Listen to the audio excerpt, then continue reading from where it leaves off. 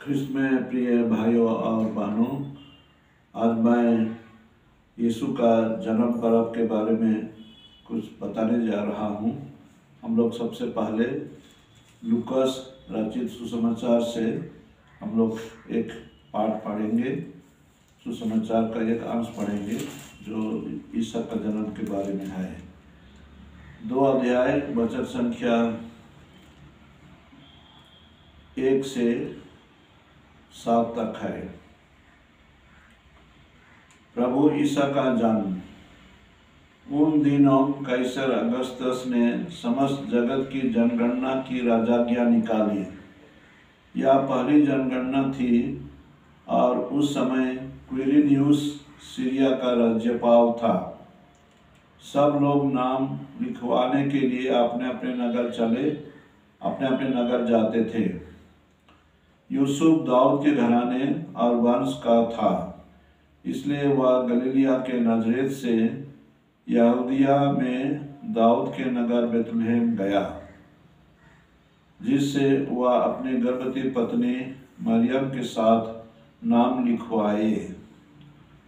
वे वहीं थे जब मरियम का गर्भ के दिन पूरे हो गए और उसने अपने इकलौते पुत्र को जन्म दिया और उसे कपड़ों में लपेटकर चरनी में लिटा दिया, क्योंकि उनके लिए सराय में जगह नहीं थी। हम लोग अभी यीशु के जन्म के बारे में सुने। इसको समझने के लिए मैं हमारे कलीसिया जो है, पश्चिमी कलीसिया और पूर्वी कलीसिया बोलते हैं, church in the west and church in the east.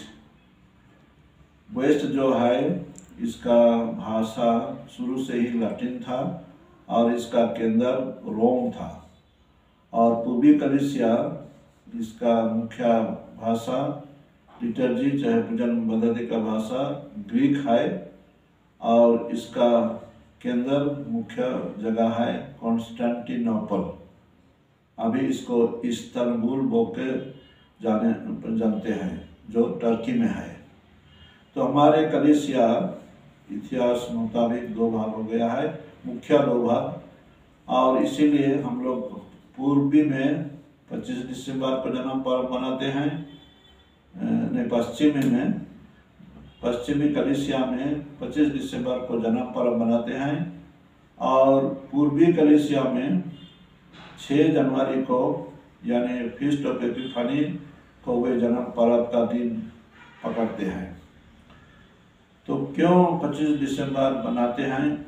और हम लोग सुसमाचार सुने, वहाँ यीशु ख्रिस्त का जन्म का साल के चाहे कौन साल में कौन ईस्वी में जन्म हुआ उसका वर्णन नहीं है।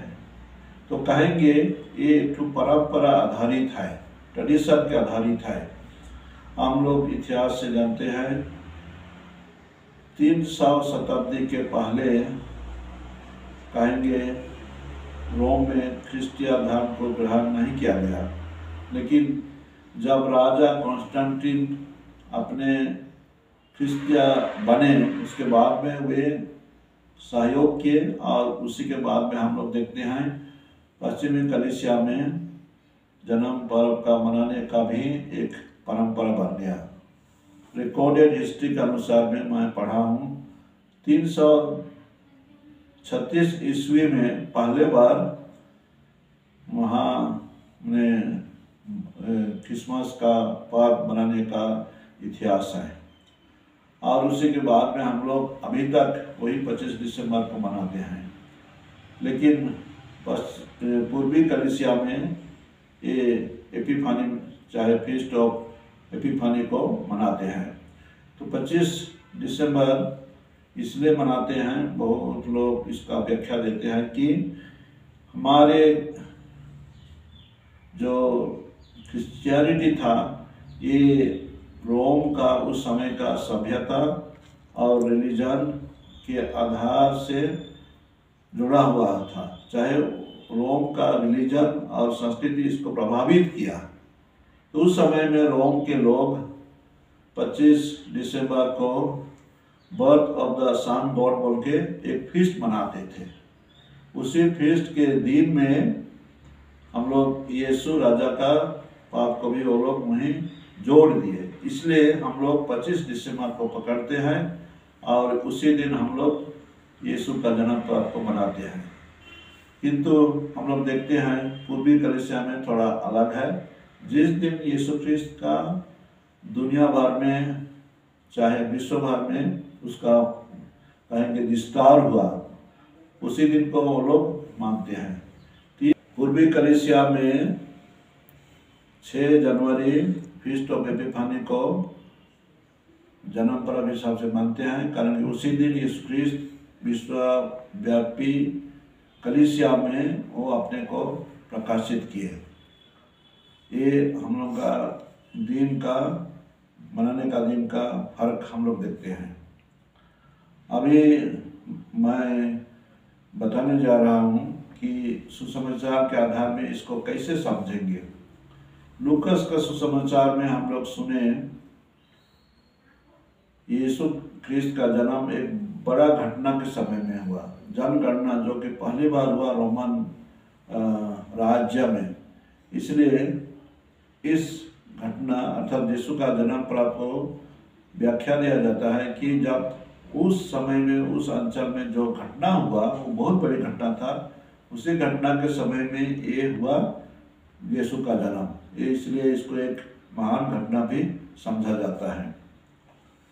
हम लोग सुसमाचार में जो लिखा गया है उसमें बहुत विस्तीर्ण हिसाब से नहीं पाते हैं, डिटेल नहीं पाते हैं, लेकिन ये सच्चाई की बात है कि यीशु ख्रिस्त का माता पिता जोसेफ और कुआनी मरियम नाजरेत से यहूदिया आए और उस समय बेतलेहम में उनको रहने के लिए सुविधा थोड़ा मिला था। तो बेतलेहम में ही यीशु का जन्म के बारे में हम लोग सुनते हैं, लेकिन सटीक तौर से हम लोग उतना नहीं जान पाते हैं कैसे उसका जन्म हुआ। अभी चलिए मैं थोड़ा सा बताऊंगा। जो जन्म पर्व का जो घटना है इसको मनाया जा रहा था, लेकिन फ्रांसिस ऑफ असीसी का जीवन काल के समय में वे महसूस किए कि यीशु ख्रिस्त एक निर्धनता को अपनाए थे। वे गरीब हिसाब से थे और साधारण परिवार में थे, इसलिए उसको प्रकट करने के लिए वे जो अभी हम चरनी बनाते हैं, तो पहली बार सन फ्रांसिस ऑफ असीसी इटाली के एक छोटा शहर में उस समय में वो गौशाला में जहाँ बैल बकरी ये सब रहते हैं उसी जगह में वो जन्म पर्व को मनाया, लाइव कहेंगे, और उनके साथ में यीशु का जन्म को कहेंगे एक रकम से मनाया। उसी समय से हम लोग देखते हैं, चाहे ये प्रसारित हो गया कि यीशु ख्रिस्त का जन्म एक गौशाला में जन्म हुआ और ये बहुत साधारण और गरीबता का चाहे निर्धनता का चिन्ह है। ये हमारे लिए भी संदेश देता है इस घटना। हम लोग अभी चलिए इस पर्व का संदेश के बारे में देखेंगे। हम लोग जरूर पूजन विधि के अनुसार में आगमन के समय में तैयारी करते हैं, आत्मिक तौर से स्पिरिचुअली, और जो हमारे समाज में ज़रूरत है, हमारे घर, हमारे गिरजाघर, चाहे हमारे कोई कम्युनिटी हॉल, चाहे ऐसा जगह पर भी हम लोग सिंगारते हैं और हम लोग उसको तैयारी करते हैं उस पर्व के दिन में। ये सब तैयारी का समय है, लेकिन पूजन विधि के अनुसार में हम लोग 4 रविवार तक हम लोग आगमन का समय जो रखा गया है उस समय हम लोग यीशु ख्रिस्त का जन्म के बारे में ही हम लोग सुनते हैं और मनन चिंतन करते हैं। हम लोग इस पर्व को जो सुने सुसमाचार में पढ़ा गया है, ये हमारे लिए विशेष संदेश देता है, विशेष शिक्षा देता है। रकम का हो सकता है अलग अलग शिक्षा, लेकिन मैं 2 शिक्षा को मैं आज देने जा रहा हूँ। पहला है प्रेम का शिक्षा। हम लोग क्रिश्चियनिटी में सुनते हैं ईश्वरीय प्रेम और पड़ोसी प्रेम, लेकिन यीशु ख्रिस्त का जो मुख्य संदेश यही रहा, एक दूसरे को प्यार करना।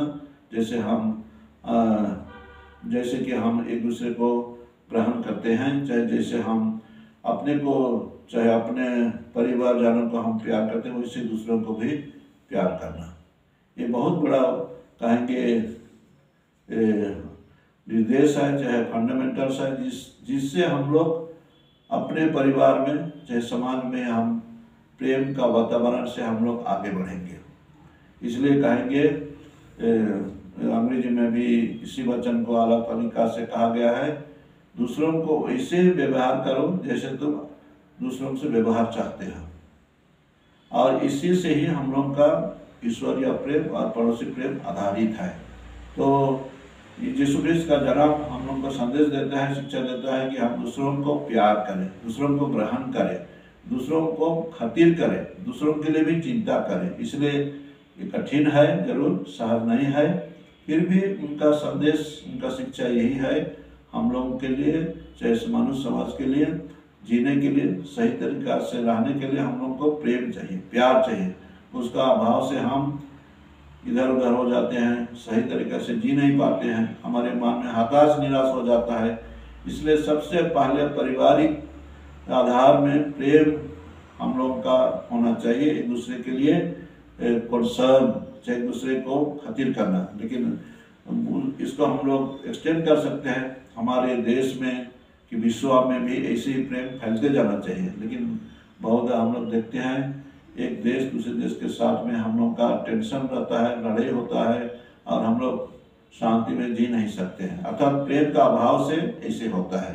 तो आज चलिए हम लोग पहला शिक्षा लेंगे प्रेम आधारित जीवन जीने के लिए, व्यक्तिगत जीवन में, पारिवारिक जीवन में, समाज और कलीसिया का जीवन में।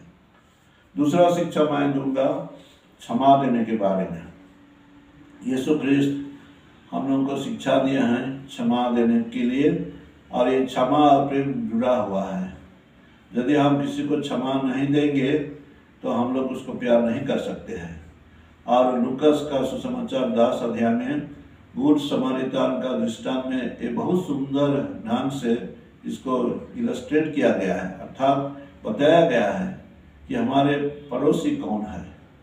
और गुड समारितान जो कि यहूदी लोगों के विचार में वो लोग नगण्य थे, तुच्छ थे, आउटसाइड द सोसाइटी थे, लेकिन वही जो ज्ञान व्यक्ति था उसको जतन लिया। और इसीलिए यीशु ख्रिस्त कहते हैं वही पड़ोसी का काम किया, पड़ोसी के हिसाब से उसको देखभाल किया। इसलिए हम लोग को इसी से सीखना चाहिए और हम लोगों को क्षमा देना चाहिए। और क्षमा देने के बारे में वो कहते हैं कि हम लोग को बार बार क्षमा देना चाहिए। क्षमा देना का अर्थ है किसी का गलती को भूल जाना, उसे ग्रहण करना।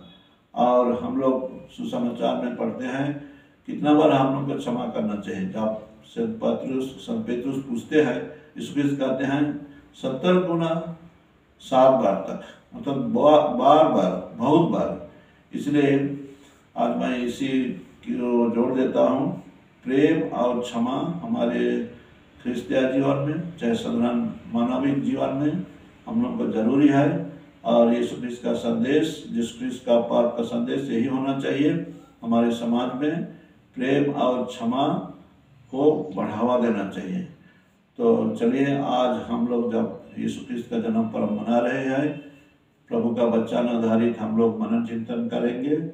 और उनका मुक्ति काम जो था, चाहे हम लोग को उधार देने का जो काम था, उससे जरूर हम लोग प्रसन्नता पाते हैं, लेकिन उसके अलावा उनकी शिक्षा को भी अपने जीवन में अपनाने के लिए और उसी के अनुसार जीने के लिए हम लोग कोशिश करेंगे। तो आज मैं इस मनन चिंतन के आधार में इतना ही शिक्षा दे रहा हूँ। और आज के इस शुभ दिन में सबों को हैप्पी क्रिसमस और खुश जन्म पर्व और शुभ बड़ो दिनों मैं बोल रहा हूँ। धन्यवाद।